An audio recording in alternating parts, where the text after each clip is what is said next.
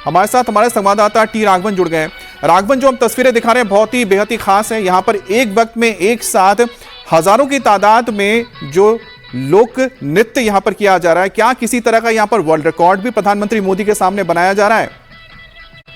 जी बिल्कुल, देखिए इसमें जो ये लोक नृत्य है आंध्र प्रदेश का, इसको यहाँ पर वो किया गया है और इसमें करीब करीब 31 महीनों की रिहर्सल जो है वो की गई थी। और इसके बाद जो जिस कलाकार है, जो आदिवासी समुदाय का ये एक बहुत ही फेमस लोक नृत्य है, जो आंध्र प्रदेश में अभी जब प्रधानमंत्री विजयनगर डिस्ट्रिक्ट में भोगपुरम एयरपोर्ट के उद्घाटन के लिए पहुंचे हैं तो वहां पर ये किया जा रहा है। कल इसकी रिहर्सल के दौरान हमने वो बहुत ही अद्भुत तस्वीर देखी थी, उसको वापस एक बार सजीव करते हुए वहां पर कलाकार नजर आ रहे हैं। और एक कह सकते हैं कि प्रधानमंत्री के भव्य स्वागत की तैयारियां की गई है, क्योंकि आपको ये याद रखना होगा कि आंध्र प्रदेश जो है वो बाइफर्केशन के बाद एक नया राज्य बना था, उसे बहुत सारे आर्थिक पैकेजेस चाहिए। और चंद्रबाबू नायडू जिस तरह से इस पूरी गवर्नमेंट को लीड कर रहे हैं, एनडीए के पार्टनर हैं, उन्हें बहुत सारी उम्मीदें हैं केंद्र सरकार से कि आंध्र प्रदेश को एक मुकाम पर ले जाने के लिए। और इस लिहाज से देखा जाए तो आज का ये दिन बहुत ही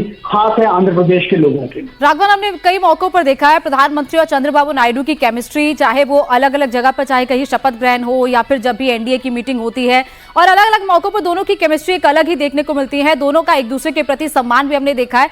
ये जो मिशन साउथ है प्रधानमंत्री का, फिर चाहे वो आंध्र प्रदेश का दौरा हो या कर्नाटक का दौरा हो, कितना खास होने वाला है?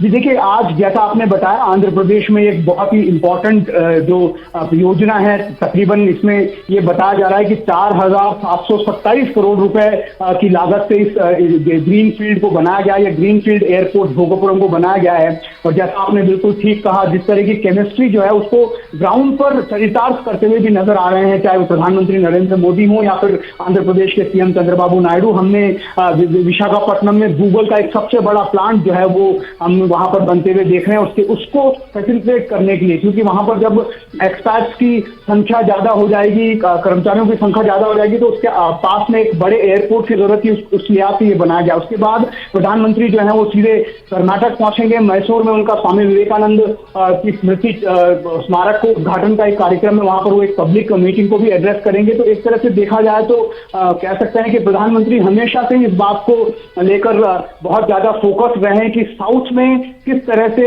जो है केंद्र सरकार की उपलब्धियों को जनता के बीच में पहुंचाया जाए, जिससे पार्टी को भी उसका सियासी फायदा हो। इस लिहाज से बहुत फोकस्ड तरीके से काम करते हुए साउथ में कम से कम प्रधानमंत्री नजर आते हैं।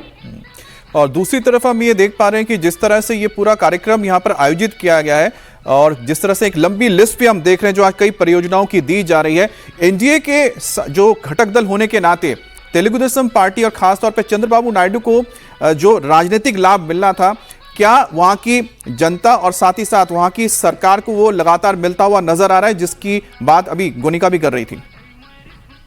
जी बिल्कुल, देखिए अमित, अमरावती एक बहुत बड़ा प्रोजेक्ट है चंद्रबाबू नायडू के सामने। एक नई राजधानी वहां पर खड़ी की जा रही है और उसकी नींव भी पड़ गई है। हाईकोर्ट की बात कर लें, विधानसभा की बात कर लें, असेंबली की बात कर लें, और जो सचिवालय है, इन सबका वहां पर निर्माण कार्य ऑलरेडी शुरू हो चुका है। और जो टारगेट रखा गया है वो अगले साल जून तक का है कि पूरी राजधानी बनकर तैयार हो जाए। आपको याद होगा जब पिछली बार जगनमोहन रेड्डी के पहले की सरकार में जब चंद्रबाबू नायडू मुख्यमंत्री थे, तब उन्होंने इस कॉन्सेप्ट को लेकर आए थे और उन्होंने ये कहा था कि सिंगापुर की तरह वहां पर अमरावती को बनाया जाएगा। और जब उनकी सरकार चली गई तो फिर 3 राजधानियों की बात वहां पर चलने लगी वाईएस जगनमोहन रेड्डी की सरकार में। उसके बाद वापस जब चंद्रबाबू नायडू जीत कर आए तो ये प्रोजेक्ट जो है वापस शुरू हुआ और लगातार चंद्रबाबू नायडू हर मंच से ये कहते हैं कि उन्हें केंद्र सरकार का इसमें बहुत सहयोग मिल रहा है। और उसकी कह सकते हैं कि एक वो चरितार्थ होता हुआ दिखता है। चाहे हमने जैसे बात की गूगल के वहां पर डाटा सेंटर बनाने की, भोगपुरम एयरपोर्ट बनाने की, अमरावती जो है नया कैपिटल बन रहा है, इन सब चीजों को देखें तो चंद्रबाबू नायडू बहुत फोकस्ड हैं। वो चाहते हैं कि आंध्र प्रदेश को एक